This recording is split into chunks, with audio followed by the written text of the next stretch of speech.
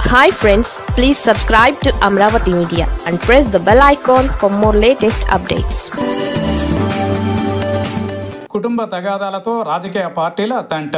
BJP ఎప్పుడూ ప్రాంతీయ పార్టీలను కుటుంబ పార్టీలు అంటుంది. అదే నిజం కూడా.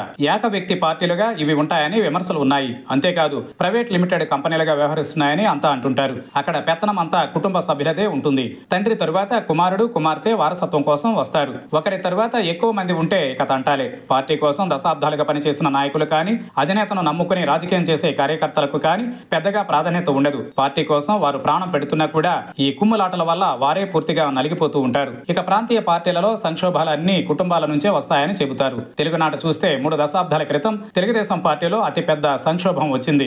ఎన్టీఆర్ కుటుంబంలో వారే తిరుగుబాటు చేశారు. ఇందులో బయట వ్యక్తులకు కానీ, పార్టీలో ఏళ్ల కొలది పనిచేసిన నాయకులకు కానీ పెద్దగా సంబంధం లేదు. అయితే అధికార మార్పిడి సులువుగా జరగకపోయినా చంద్రబాబు పార్టీ అధ్యక్షుడిగా బాధ్యతలు స్వీకరించి 30 ఏళ్ల పాటు సక్సెస్ఫుల్ గా పార్టీని నడిపించారు. ఆ తరహా ఇబ్బందులు భవిష్యత్తులో రాకుండా ఆయన కట్టుదిట్టమైన చర్యలు తీసుకున్నారు. ఇక చూస్తే మరో 2 ప్రాంతీయ పార్టీలు ఉన్నాయి. అవి వైసీపీ, బీఆర్ఎస్. ఈ 2 పార్టీలకు కుటుంబం ఎంతలా పునాదిగా ఉందో అంతలాగానే ఇబ్బందులు కూడా అక్కడ నుంచే వస్తున్నాయన్న విశ్లేషణలు ఉన్నాయి. వైసీపీని పటిష్టం చేయడానికి వైఎస్ఆర్ కుటుంబం అంతా ఒక్కలా నిలిచి పనిచేసింది. అయితే 2019లో అధికారంలోకి రాగానే వైసీపీలో సంక్షోభం ఏర్పడింది. అయితే అది పార్టీలోనే వచ్చింది. షర్మిల పార్టీ నుంచి వేరుపడి వైఎస్ఆర్ టీపీని ఏర్పాటు చేసుకున్నారు. ఆ తర్వాత ఆమె దానిని కాంగ్రెస్ లో విలీనం చేసి ఏపీకి వచ్చి పిసిసి చీఫ్ అయ్యారు. జగన్ ని 2024 ఎన్నికలలో ఓటమి పాలు చేయడానికి షర్మిల పాత్ర కూడా కీలకంగా మారిందని అందరికీ తెలిసిన సంగతే. కట్ చేస్తే తెలంగాణలో మరో ప్రాంతీయ పార్టీగా బీఆర్ఎస్ ఉంది. ఆ పార్టీ అధికారంలో 10 ఏళ్ల పాటు ఉంది. అప్పుడేవి పేచీ పూచీలు రాలేదు. సాధారణంగా అధికారంలో ఉన్నప్పుడే విభేదాలు వస్తాయి కాబట్టి అంతా బాగానే ఉంది అనుకున్నారు. కానీ ఓటమి తర్వాతనే బీఆర్ఎస్ బేటలు వారుతోంది. ఏకంగా కేసీఆర్ సొంత బిడ్డ కవిత వల్లనే గులాబీ పార్టీకి ఇబ్బందులు వస్తున్నాయి.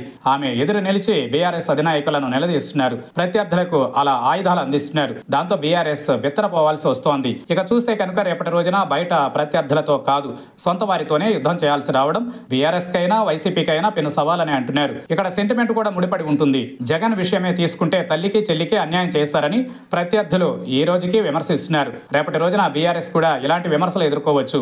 దానివల్ల పార్టీకి కొత్త ఇబ్బందులు, నష్టాలు మరింతగా పెరుగుతాయని అంటున్నారు. ఇంట గెలిచి రచ్చ గెలవమని ఒక సామెత ఉంది. కానీ ఇంటిలోనే రచ్చ చేసుకుంటే ఎలా అన్నది కుటుంబాల ఆధీనంలో ఉన్న పార్టీలకే తెలియాలని అంటున్నారు. ఇక పొరుగున ఉన్న తమిళనాడులో చూస్తే కనుక డిఎంకేలోను వారసత్వ పోరు, కుటుంబ కలహాలు ఒక దశలో ఎక్కువగానే పెచ్చరిల్లాయి. కరుణానిధి పెద్ద కుమారుడు అళగిరికి, స్టాలిన్ కి మధ్య పార్టీ ఆధిపత్యం మీద పోరు అయితే ఉండేది. కానీ చివరికి స్టాలిన్ చాకచక్యంగా పార్టీని మొత్తం తన ఆధీనంలోకి తెచ్చుకున్నారు. అలాగే బీహార్లో చూస్తే లాలు 2 చిన్న కుమారులలో చిన్న కుమారుడు తేజస్వి యాదవ్ వారసుడిగా ఎదిగి పార్టీని ముందుకు తీసుకువెళ్తున్నారు. పెద్ద కుమారుడు నిన్నటి వరకు చురుకుగా ఉన్న ఆయన వ్యక్తిగత వివాదాల వల్ల సస్పెండ్ అయ్యారు. శివసేనలో కూడా ఠాకరే బ్రదర్స్ కుటుంబ కలహాల వల్ల విడిపోయారు. కానీ ఇప్పుడు మళ్లీ కలుస్తున్నారు. విషయం ఏంటంటే పార్టీలు ఎవరు స్థాపించినా అవి జనసామాన్యంలో వెళ్లి రాణిస్తాయి. అలాంటప్పుడు కుటుంబ వివాదాలతో వాటిని మింగేయాలని చేసే ప్రయత్నంలో ఎంతో మంది కేడర్ ఆశలు కూడా కరిగిపోతాయని గుర్తించి మసలుకోవాల్సి ఉంటుందని అంటున్నారు.